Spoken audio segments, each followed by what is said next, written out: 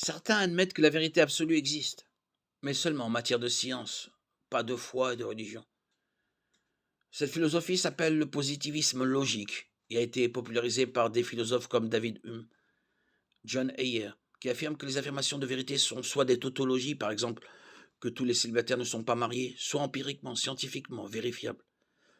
Pour le positiviste logique, aucun discours sur Dieu n'a de sens. Ceux qui croient que la science seule peut prétendre la vérité oublient qu'il y a beaucoup de domaines sur lesquels la science ne peut rien dire. Par exemple, la science ne peut prouver les règles mathématiques et logiques parce qu'elle les présuppose. La science ne peut prouver les vérités métaphysiques, comme l'existence d'esprits autres que le mien. La science est incapable de déterminer des valeurs morales absolues. On ne peut par exemple prouver scientifiquement que les nazis étaient mauvais. La science est incapable de juger de goût esthétique comme de la beauté d'un lever de soleil.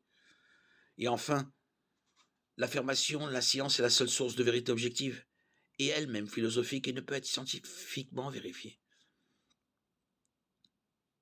Certains pensent qu'il n'y a pas d'absolu moral. Pourtant, tous répondraient non à la question. Est-il moral de torturer et de tuer un enfant innocent?